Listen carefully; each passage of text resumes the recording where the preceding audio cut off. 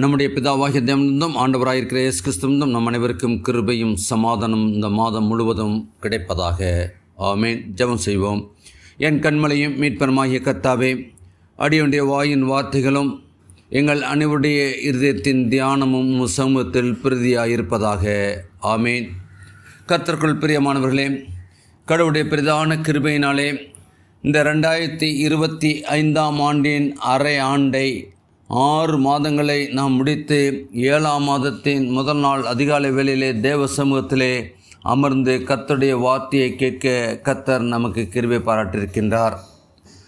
இந்த நாளிலே கர்த்தர் கொடுக்கின்ற வார்த்தை அப்போஸ்தலனாகிய பவுல் பிலிப்பியருக்கு எழுதின நிருபம் 4ஆம் அதிகாரம் 6ஆம் வசனம். பிலிப்பியர் 4:6.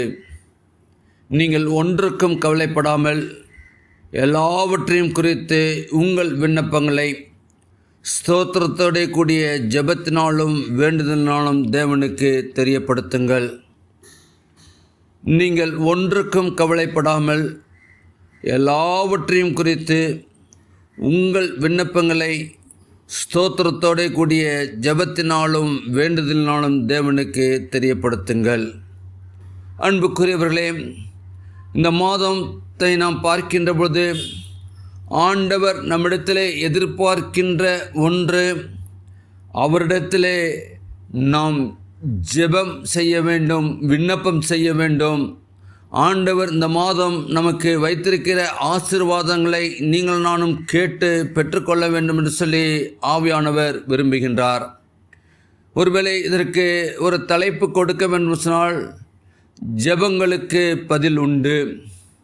புதிய மாதத்தை ஆரம்பித்திருக்கின்ற தேவ ஜனமே, நீங்களும் நானும் யாரிடத்திலிருந்து நமக்கு பதில் வரும்? நாம் அநேக இடத்துல இருந்து அநேக பதில்களை நாம் எதிர்நோக்கி கொண்டிருக்கின்றோம். ஆனால் தேவாதி தேவனிடத்திலே நீங்கள் நானும் ஜெபிக்கின்ற பொழுது அதற்கு பதில் உண்டு என்பதை நாம் அறிந்து கொள்ள அழைக்கப்பட்டவர்களாய் இருக்கின்றோம். நாம் எதை கேட்டாலும் ஆண்டவர் கொடுக்க சித்தமுள்ளவராய் இருக்கின்றார்.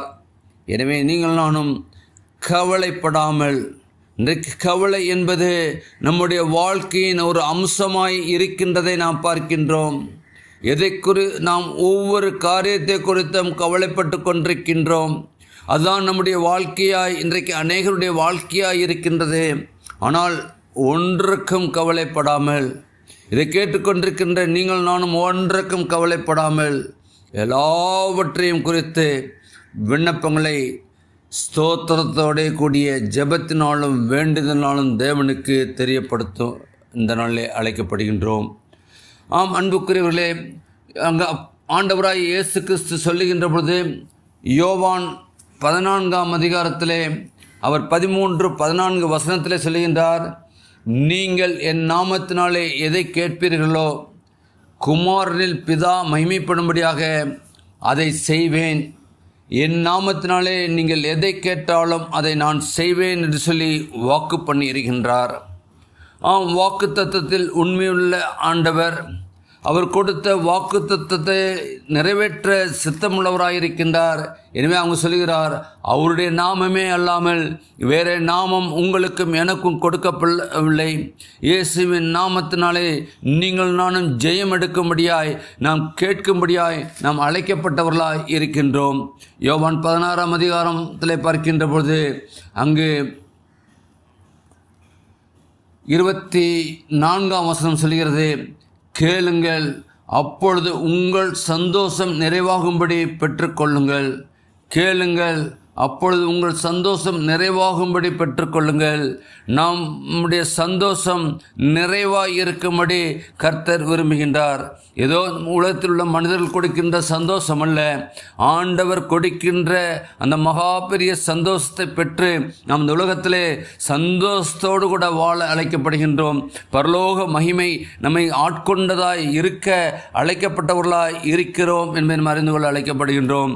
அப்போஸ்தலனாகிய பவுல் ரோமாபுரியருக்கு எழுதுகின்ற பொழுது 8ஆம் அதிகாரம் 32 பார்க்கின்ற பொழுது, தமது சொந்த குமாரனை நமக்காக தந்தவர், அவரோடே கூட மற்றெல்லாவற்றையும் மறலாதிருப்பது எப்படி என்று சொல்லி பார்க்கின்றோம்.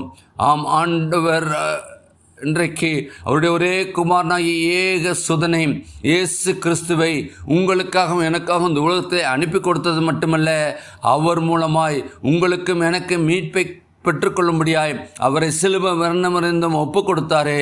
அப்படி என்றால் அப்படி செய்த தேவாதி தேவன் இன்றைக்கு நம்முடைய தேவைகளை நிச்சயமாக சந்திக்க, இந்த மாதத்திலே சந்திக்க அவர் சித்தமுள்ளவராய் இருக்கிறார் என்பதை நாம் பெற்றுக்கொள்ள அழைக்கப்படுகின்றோம். மத்தேயு 21:22, மார்க் 11:24 பார்க்கின்ற நாம் கேட்பவற்றை பெற்றுக்கொள்வோம் என்ற விசுவாசத்துடனே கேட்டால் பெற்றுக்கொள்வோம். அப்படினால் விசுவாசம் இங்கு தேவைப்படுகின்றது. நாம் கேட்கின்றது நிச்சயமாக ஆண்டவர் கொடுப்பார். ஒருவேளை நம்முடைய வாழ்க்கையிலே இது கிடைக்குமா கிடைக்காதா என்றல்ல, நாம் கேட்பதை கொடுக்கின்ற கர்த்தர் என்று நாம் அவரிடத்திலே விசுவாசத்தோடு நம்முடைய வாழ்க்கையை நடத்துவோம். நம்ம எப்படியாய் நடத்தி வந்திருக்கின்றார். கடந்த 6 மாதங்களை நாம் பார்க்கின்ற போது நம்முடைய வாழ்க்கையிலே நாம் ஏறெடுத்த மன்றாட்டுக்கெல்லாம் ஆம் என்று பதில் கொடுத்து மகிமையாய் வழிநடத்தி வந்திருக்கிறாரே. அதை நினைத்து பாருங்கள். அவர் மேல் விசுவாசம் வையுங்கள், விசுவாசம் வையுங்கள். நிச்சயமாக ஆண்டவர் எந்த குறைவும் இல்லாதபடி நிறைவாய் எல்லாவற்றையும் செய்ய வல்லமையுள்ளவராய் இருக்கிறார். கவலைப்படாதபடி ஆண்டவர் எல்லாவற்றையும் பார்த்து கொள்வார். அவர் எனக்காக யுத்தம் பண்ணுவார் என்று சொல்லி நாம் இருக்க அழைக்கப்பட்டவர்களாய் இருக்கின்றோம். ஜெபிப்போம், ஜெயம் பெற நாம் அழைக்கப்பட்டவர்களாக இருக்கின்றோம். ஜெபமே ஜெயம் என்று நாம் பார்க்கின்றோம். எந்த சூழ்நிலையிலும் ஆண்டவர் நம்மை விட்டு விலகி போவதல்ல. ஒருவேளை உலகத்திலே உள்ள மக்கள் நம்மை வழிவிட்டு விலகி போகலாம்.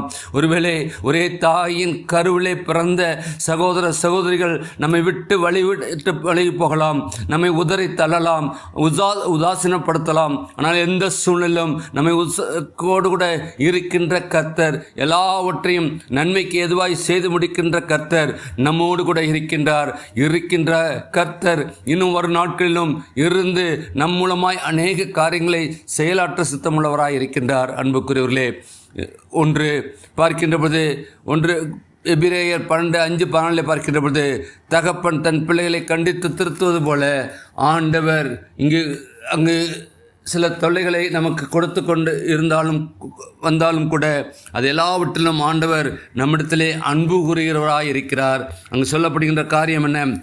என் மகனே, கர்த்தருடைய சிட்சையை அற்பமாய் எண்ணாதே, அவரால் கடிந்து கொள்ளப்படும் போது சோர்ந்து போகாதே. கர்த்தர் எவனிடத்தில் அன்பு கூறுகிறாரோ அவனை அவர் சிட்சித்து தாம் சேர்த்து கொள்கிற எந்த மகனையும் தண்டிக்கிறார் என்று பிள்ளைகளுக்கு சொல்லுகிறது போல உங்களுக்கு சொல்லுகிற புத்திமதியை மறந்தீர்கள் என்று பார்க்கின்றோம்.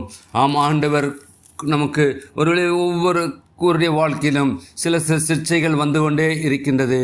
அது எப்படி, யார் மூலமாய் எப்படி வருகிறது என்பதை நாம் அறியோம். ஆனால் வருகின்ற பொழுது அது பார்க்கின்றோம்.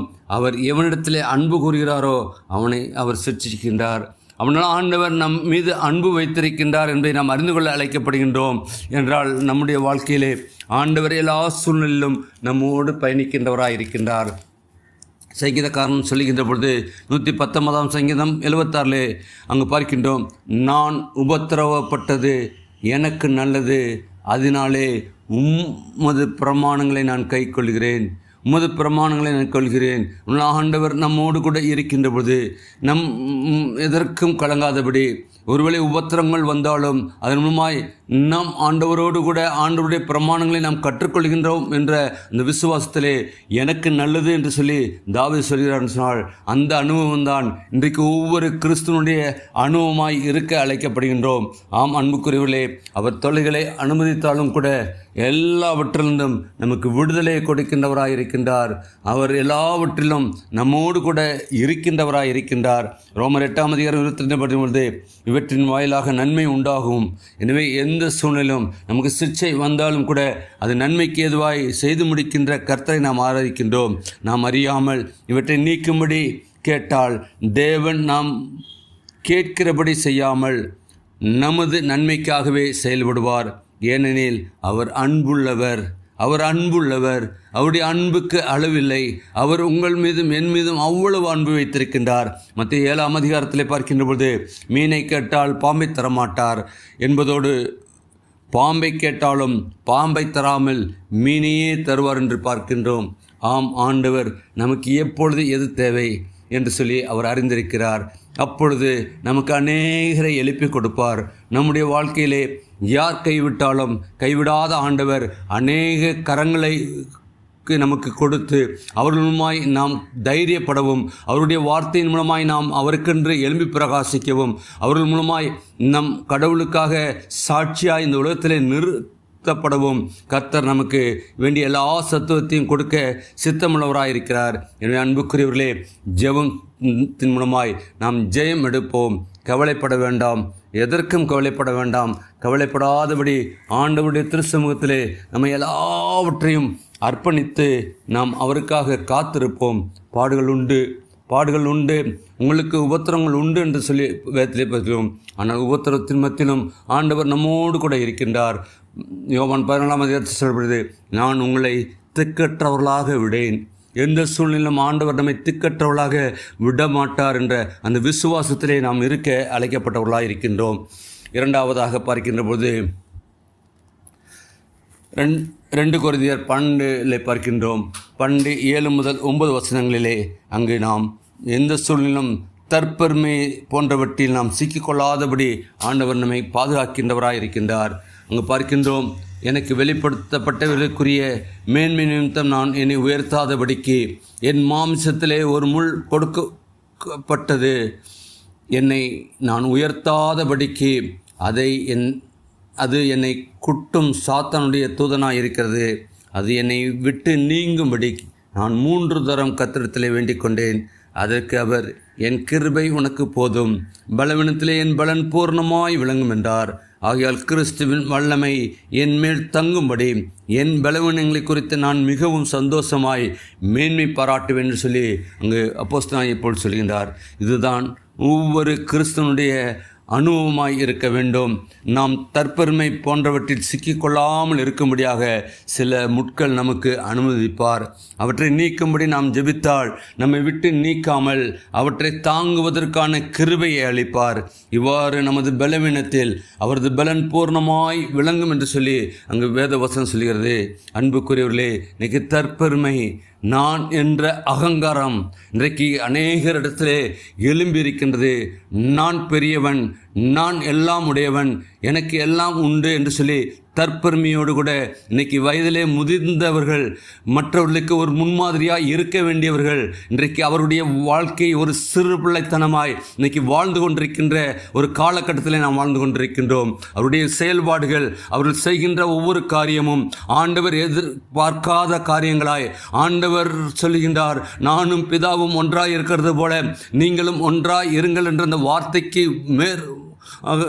கட்டுப்படாதபடி தங்களுடைய வாழ்க்கையோடு கூட அந்த குடும்பம் எல்லாம் அழிந்து போகத்தக்கதான ஒரு வாழ்க்கை வாழ்ந்து கொண்டிருக்கின்ற இன்றைக்கு அநேகரை பார்க்கின்றோம். அன்புக்குரிய தேவ ஜனமே, உங்களுக்கும் எனக்கும் கொடுக்கப்பட்டிருக்க இந்த கிருபையின் காலத்திலே நிச்சயமாக வரக்கூடிய நாட்களே ஆண்டவர் எதிர்பார்க்கின்றது தற்பெருமை. இன்றைக்கு பெருமை என்று சொல்கின்ற பொழுது எல்லா சூழ்நிலையிலும் பெருமை தலை தூக்கி கொண்டிருக்கின்ற காலங்களிலே நாம் சிக்கி கொள்ளாதபடி இருக்க அழைக்கப்படுகின்றோம்.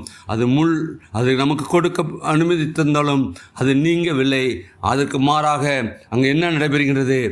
அவர், என் கிருபை உனக்கு போதும், பலவீனத்திலே என் பலன் பூர்ணமாய் விளங்கும். அன்புக்குரியவர்களே, ஆண்டவருடைய கிருபை என்பது இன்னைக்கு நம்மை தாங்குகின்றதா இருக்கின்றது. நமக்கு வேண்டிய எல்லா ஒத்தாசையும் கொடுக்கின்றதா இருக்கிறது. அவருடைய கிருபையின் மேல் கிருபை பெற்று நாம் இந்த உலகத்திலே வாழ்ந்து கொண்டிருக்கின்றோம். கிருபையின் காலத்துக்குள்ளாக நாம் வாழ்ந்து கொண்டிருக்கின்றோம். ஆகையால் கிறிஸ்துவின் வல்லமை என் மேல் தங்கும்படிக்கு என் பலவீனங்களை குறித்து நான் மிகவும் சந்தோஷமாய் மேன்மை பாராட்டுவேன் சொல்லுகின்றார். சொன்னால் நாமும் அப்படிப்பட்ட வல்லமையை பெற்றவர்களாய் ஆண்டவர் குறித்து, நம்முடைய பலவீனத்தை குறித்தல்ல, ஆண்டவரை குறித்து நாம் மேன்மை பாராட்டவும், அந்த பலவீனங்களை குறித்து நான் மிகவும் சந்தோஷமாய் மேன்மை பாராட்டுவேன் என்று சொல்கின்ற பொழுது நாமும் அப்படிப்பட்ட ஒரு வாழ்க்கை வாழ இந்த நாட்களிலே கர்த்தர் நம்மை அழைக்கின்றார். அப்படிப்பட்ட ஒரு வாழ்க்கை வாழ நாம் ஜெபத்திலே தரித்திருப்போம். மூன்றாவதாக உபாகமம் 3:26 பார்க்கின்ற பொழுது, போதும், இனி இந்த காரியத்தை குறித்து என்னோட பேச வேண்டாம் என்று சொல்லி அவர் மோசேக்கு சொல்லுகின்றார். தேவனுடைய சில பதில்கள் நமது சிற்றறிவுக்கு புரியாதது என்பதால் நமக்கு பதில் கிடைக்காது. கானான் நாட்டிற்குள் செல்ல வேண்டுமென்று மோசே கேட்டுக்கொண்டதற்கு தேவன் போதும், இனி இந்த காரியத்தை குறித்து என்னோடு பேச வேண்டாம் என்று சொல்லி கூறினார் என்று பார்க்கிறோம். தேவன் தனது விண்ணப்பத்தை ஏற்கவில்லை என்று மோசே கருதினார். ஆனால் மோசே கேட்டுக்கொண்டதற்கு மேலாக கானான் நாட்டிற்குள் மகிமையோடு சென்று மறுரூப மலையிலே இயேசுவை மகிமையிலே சந்திக்கும் பெறும் பேற்றை மோசே தேவன் திட்டமிட்டிருந்தார் என்று பார்க்கின்றோம். இதை நாம் பார்க்கின்ற போது மத்தேயு 17ஆம் அதிகாரத்திலே பார்க்கின்றோம். மத்தேயு 17:1 பார்க்கின்ற போது அங்கு 6 நாளைக்கு பின்பு இயேசு பேதுருவையும் யாக்கோப்பையும் அவருடைய சகோதரனாகிய யோவானையும் கூட்டிக் கொண்டு தனித்திருக்கும்படி உயர்ந்த மலையின் மேல் போய் அவருக்கு முன்பாக மறுரூபமானார். அவர் மறுரூபமாகி சூரியனைப் போல பிரகாசித்து அவர் வஸ்திரம் வெளிச்சத்தைப் போல் வெண்மையாயிற்று. அப்பொழுது மோசேயும் எலியாவும் அவரோடு பேசுகிறவர்களாக அவர்கள் காணப்பட்டார்கள். அப்பொழுது பேதுரு இயேசுவை நோக்கி, ஆண்டவரே, நாம் இங்கே இருக்கிறது நல்லது. உமக்கு சித்தமானால் இங்கே உமக்கு ஒரு கூடாரமும் மோசேக்கு ஒரு கூடாரமும் எலியாவுக்கு ஒரு கூடாரமாக 3 கூடாரங்களை போடுவோம் என்றான் சொல்லி பார்க்கின்றோம். ஆம் அன்புக்குரியவர்களே, அங்கு ஆண்டவர் இயேசு கிறிஸ்துவோடு கூட அந்த மறுரூப மலையிலே அங்கு அந்த மகிமையிலே மோசே காணப்பட்டார். அது தேவனுடைய திட்டமாக இருந்தது. அதை சொன்னால் புரிந்து கொள்ள முடியாத நிலையில் மோசே இருந்ததால் பேச வேண்டாம் என்று தேவன் கூறினார். மோசேயின் ஜெபத்திற்கு மோசே கேட்டுக்கொண்டதை விட பெரிய ஆசீர்வாதமான பதிலை ஏற்ற சமயத்திலே கொடுத்தார் என்று நாம் பார்க்கின்றோம். ஆம், பெரிய ஆசீர்வாதங்களை நாம் பெற்றுக்கொள்ள ஒரு சில நேரங்களிலே ஆண்டவருடைய காலம் தாழ்த்தலாம். ஆனால் காலம் தாழ்த்தினாலும் ஆண்டவருடைய பதில் நிச்சயமாக பெரிய ஆசீர்வாதங்களை நமக்கு கொண்டு வருகின்றதாக இருக்கிறது. அங்கு பார்க்கின்ற எபேசியர் 3:20 நாம் வேண்டிக் கொள்கிறதற்கும் நினைப்பதற்கு மிகவும் அதிகமாய் நமக்கு செய்கிற தேவனுக்கு ஸ்தோத்திரம் என்று பார்க்கின்றோம். நாம் வேண்டிக் கொள்கிறதற்கும் நினைக்கிறதற்கும் மிகவும் அதிகமாய் நமக்கு செய்கிற தேவனுக்கு ஸ்தோத்திரம் என்று பார்க்கின்றோம். ஆம் அன்புக்குரியவர்களே, அப்படிப்பட்ட ஒரு வாழ்க்கையை கர்த்தர் நமக்கு இந்த மாதத்திலே கொடுக்க சித்தமுள்ளவராயிருக்கிறார். அதை பெற்றுக்கொள்ள நீங்கள் நானும் ஆயத்தமுள்ளவர்களாய் இருக்க அழைக்கப்பட்டவர்களாய் இருக்கின்றோம். எனவே அங்கு பார்க்கின்றோம், சங்கீதம் 10:17 கர்த்தாவே, சிறுமைப்பட்டவர்களுடைய வேண்டுதலை கேட்டிருக்கிறீர், அவர்கள் இருதயத்தை ஸ்திரப்படுத்துவீர் என்று பார்க்கின்றோம். நம்முடைய வேண்டுதலை அவர் கேட்டிருக்கிறார். நம்முடைய இருதயத்தை ஸ்திரப்படுத்துவார். ஸ்திரப்படுத்துகின்ற பொழுது நம்முடைய இருதயத்திலே ஆண்டவர் ஒரு வேண்டிய சமாதானத்தை கொடுக்கின்றவதாக இருக்கின்றார். அதான் நாம் வாசித்த பிலிப்பியர் 4ஆம் அதிகாரத்தில் பார்க்கின்ற பொழுது 7ஆம் வசனம் சொல்கிறது, அப்பொழுது எல்லா புத்திக்கும் மேலான தேவ சமாதானம் உங்கள் இருதயங்களையும் உங்கள் சிந்தனைகளையும் கிறிஸ்து இயேசுவுக்குள்ளாக காத்துக்கொள்ளும் என்று பார்க்கின்றோம். ஆம், நாம் கேட்கின்ற பொழுது ஆண்டவருக்கு தெரியப்படுத்துகின்ற பொழுது அவர் எல்லா புத்திக்கும் மேலான தேவ சமாதானம். மிக சமாதானம் அற்ற சூழ்நிலை வாழ்ந்து கொண்டிருக்கின்ற குடும்பங்கள் அநேகம் உண்டு. ஆனால் தேவ சமாதானத்தை ஆண்டவர் கொடுத்து நம் ஒவ்வொருடைய இருதயங்களையும் ஸ்திரப்படுத்தி ஒவ்வொருவருடைய சிந்தனைகளையும் ஸ்திரப்படுத்தி ஆண்டவர் கிறிஸ்து இயேசுவுக்குள்ளாக காத்து கொள்ள சித்தமுள்ளவராயிருக்கிறார். அப்படிப்பட்ட ஒரு வாழ்க்கையை இந்த மாதம் நமக்கு வைத்திருக்கிறார். எனவே நீங்கள் எதை குறித்தும் கவலைப்படாதபடி உங்கள் விண்ணப்பங்களை ஸ்தோத்திரத்தோடு கூடிய ஜெபத்தினாலும் வேண்டுதலாலும் தேவனுக்கு தெரியப்படுத்துங்கள். அப்பொழுது எல்லா புத்திக்கும் மேலான தேவ சமாதானம் உங்கள் இருதயங்களையும் உங்கள் சிந்தனைகளையும் கிறிஸ்து இயேசுவுக்குள்ளாக காத்துக்கொள்ளும் என்று சொல்லி என்ற அந்த ஜீவனுள்ள வார்த்தை நம் ஒவ்வொருடைய வாழ்க்கையிலும் இந்த மாதத்தை பிரதிபலிக்க பரிசுத்த ஆவியானவர் தாமே கிருபையும் ஒத்தாசையும் தருவாராக. ஆமேன். ஜெபம் செய்வோம். மகா கிருபையும் இரக்கமுள்ள கர்த்தாவே, நீர் எங்களுக்கு கிருபையாய் கொடுத்த வார்த்தைக்காக நன்றியோடு மித்துதிக்கிறோம், ஸ்தோத்திரிக்கிறோம். ஆம் கர்த்தாவே, எங்களுடைய ஜெபங்களுக்கு பதில் உண்டு என்று சொல்லி கர்த்தாவே நாங்கள் தியானிக்க நீர் கிருபை பாராட்டிருக்கிறீர். கடந்த நாட்களிலே கர்த்தாவே எங்களுக்கு அப்படிப்பட்ட ஒரு அனுபவத்துக்குள்ளாக நாங்கள் ஒவ்வொருவரும் வர நீர் எங்களுக்கு கிருபை பாராட்டினீர். நாங்கள் ஜெபித்த ஜெபங்களுக்கு கர்த்தாவே நீர் பதில் கொடுத்து ஒரு மகிமையான காரியங்களை கர்த்தாவே எங்களுடைய வாழ்க்கையில் நிறைவேற்றி கொடுத்திருக்கிறீரே. நன்றியோடு மித்துதிக்கிறப்பா, ஸ்தோத்திரிக்கிறோம். அப்படியாக கர்த்தாவே இந்த புதிய மாதத்திலும் கர்த்தாவே இதோ அந்த விசுவாசத்திலே இன்னும் நாங்கள் கட்டப்படவும், இன்னும் கர்த்தாவே உம்முடைய கிட்டி சேரவும், உம்மிடத்துக்கு கர்த்தாவே எங்களுடைய விண்ணப்பங்களை ஏறெடுக்கவும் கர்த்தாவே அழைத்திருக்கிறீர் என்று சொல்லி கர்த்தாவே இதை கேட்கிற ஒவ்வொருவரும் கர்த்தாவே விசுவாசத்திலே பலப்பட கிருபையாய் ஜெபிக்கிறோப்பா. வரக்கூடிய எந்த சிக்ஷையானாலும் கர்த்தாவே நீர் அதை நன்மைக்கு ஏதுவாய் செய்து கொடுக்கின்ற கர்த்தராய் இருக்கிறீர். நாங்கள் எந்த சூழலிலும் கர்த்தாவே நீர் கொடுக்கின்ற ஆசீர்வாதங்களை பெற்றுக்கொண்டவர்கள் மட்டுமல்ல, அதை ஆசீர்வாதத்துக்கு உரிய உம்மை கர்த்தாவே மகிமைப்படுத்துகின்றவர்களாய் ஒருவருக்கே நாங்கள் மகிமை சேர்க்கின்றவர்களாய் இந்த உலகத்திலே வாழ எங்களுக்கு கிருபை ஜெபிக்கிறோம். அதை குறித்து நாங்கள் தற்பெருமை சொல்லாதபடி கர்த்தாவே இருக்க கிருபை ஜெபிக்கிறப்பா. மோசேக்கு கர்த்தாவே இனி பேச வேண்டாம் என்று சொன்ன கர்த்தர், ஆனாலும் கர்த்தாவே ஒரு மகிமையான காரியங்களை கர்த்தாவே இதோ மறு மலையிலே கர்த்தாவே இயேசுவோடு கூட வந்து கர்த்தாவே இருக்கத்தக்கதான கிருபை கொடுத்தீரே. எங்களுக்கும் அப்படிப்பட்ட ஒரு மறுரூப அனுபவத்தை கர்த்தாவே எங்கள் ஒவ்வொருவருக்கும் இந்த மாதத்திலே கொடுக்க வேண்டுமா ஜெபிக்கிறோம்ப்பா. உம்மோடு கர்த்தாவே நாங்கள் எப்பொழுதும் சஞ்சரிக்கிறவர்களாய், உம்மிடத்திலிருந்து கர்த்தாவே நன்மையான ஈவுகளை பெற்றுக்கொள்கிறவர்களாய் வாழ எங்கள் ஒவ்வொருவருக்கும் கிருபை ஜெபிக்கிறோப்பா. இதை கேட்கின்ற ஒவ்வொருவர் மேலும் உம்முடைய ஆவியின் அபிஷேகத்தை கிருபையாய் கொடுத்து நிறைவாய் கொடுத்து கர்த்தாவே ஒவ்வொருவரையும் கர்த்தாவே உமக்கென்று பிரதேச செய்ய வேண்டுமா ஜெபிக்கிறோம். இந்த மாதம் ஒவ்வொருவருக்கும் ஆசீர்வாதத்தின் மூலமாய் கர்த்தாவே அவர்கள் எதிர்நோக்கி இருக்கின்ற காரியங்களுக்கு மேலாக கர்த்தாவே அவர்கள் பெற்றுக்கொள்ளத்தக்கதான மாதமாய் மாற்றித்தரவன்மாய் எங்கள் மீட்பர் இயேசுவின் ஜெபிக்கிறோம் ஜீவன் நல்ல பிதாவே, ஆமேன். பரம்பரைகள் பிதாவே, உம்முடைய நாமம் பஸ்தப்படுவதாக, உம்முடைய ராஜ்யம் வருவதாக, உம்முடைய சித்தம் பரமத்தை சிறுவர் பூமி செய்யப்படுவதாக. அன்றுள்ள ஆகாரங்கள் தாரும், எங்களுக்கு விரோதமாய் குற்ற செயல்கள் மன்னிக்கிறது போல எங்கள் குற்றங்களை மன்னியும், எங்களை சோதனைகள் பிரவேசிக்கப்படாமல் தீர்த்து கொள்ளும். ராஜ்யம் வல்லமையும் மகிமையும் என்றென்றைக்கும் முடிவிலே, ஆமேன். நம்முடைய ஆண்டவராய் இயேசு கிறிஸ்துவின் கிருபையும் பிதாவாகிய தேவனுடைய அன்பும் பரிசுத்த ஆவியனுடைய ஐக்கியமும் பாதுகாப்பும் பராமரிப்பும் வழிநடத்தலும் சமாதானமும் நம் அனைவரோடும் இந்த மாதம் முழுவதும் நீடித்து நிலைத்திருப்பதாக, ஆமேன். என் ஆத்மாவே கர்த்தரை ஸ்தோத்திரி, என் முழுமே பரிசுத்த நாமத்தை ஸ்தோத்திரி. என் ஆத்மாவே கர்த்தரை ஸ்தோத்திரி, கர்த்தர் செய்த சகல உபகாரங்களை மறவாதே.